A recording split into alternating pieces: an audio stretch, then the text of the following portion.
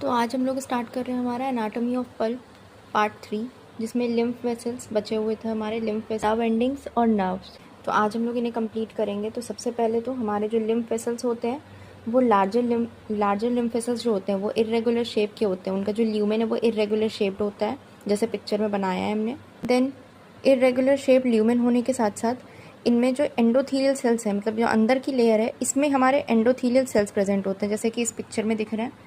ये जो हमारे सेल्स दिख रहे हैं ये हैं हमारे एंडोथीलियल सेल्स। ये वाले जो सेल्स हैं ये हमारे एंडोथीलियल सेल बने हुए हैं। इनमें न्यूक्लियस नहीं बना है क्योंकि जगह नहीं थी, बट न्यूक्लियस प्रेजेंट होता है।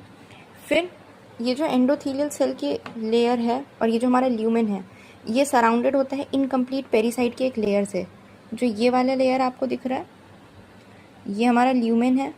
ये वाला जो एरिया है ये पूरा हमारा पेरीसाइट में आता है।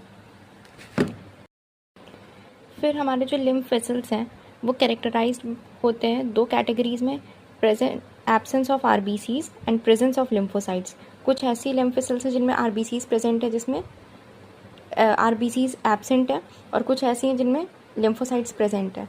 फिर उनका लिम्फ ड्रेनेज, अब वो वेसल्स हैं तो किसी ना किसी लिम्फ नोड में जाके ड्रेन कर रही होंगी, तो कौन से लिम्फ नोड में ड्रेन कर रही हैं? तो एंटीरियर टीथ की जो होती हैं वो सबमेंटल लिम्फ नोड में जाके ड्रेन करती हैं, और पोस्टीरियर टीथ की जो होती हैं वो सबमैंडिबल और डीप सर्वाइकल लिम्फ नोड में ड्रेन करती हैं जा करके। अब हम स्टार्ट करेंगे नर्व्स। तो जो मेजॉरिटी नर्व्स एंटर करती हैं हमारे पल्प में वो नॉन माइलिनेटेड होती हैं एज मैंशनड।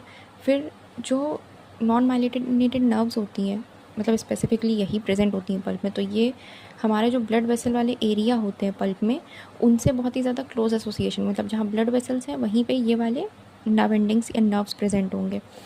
फिर हमारा जो सेल रिच जोन है उसमें हमारा जो प्लेक्सस ऑफ रश्काव प्रेजेंट है वो हमारा सेल रिच जोन में प्रेजेंट होता है हमारे पल्प के। तो पल्प के हम लोगों ने जोन हिस्टोलॉजी में पढ़ ली है, वहाँ पर अगर ये चीज़ समझ नहीं आ रही तो वहाँ जा कर के आप चेक कर सकते हैं आपको। तो अब हम लोग स्टार्ट करेंगे हमारा नर्व एंडिंग्स जो होती हैं उसमें कुछ सब्सटेंसेस होते हैं, जैसे कि substance P, 5-HT hydroxytryptamine, vasoactive intestinal peptide, somatostatins. Then आते हैं हमारे प्रोस्टाग्लैंडिन्स, फिर एसिटाइल कोलिन, नॉन एपिनेफ्रिन। ये सारे क्या होते हैं हमारे ट्रांसमीटर्स होते हैं जो हमारे वैस्कुलर टोन और एक्साइटेबिलिटी को इफेक्ट करते हैं।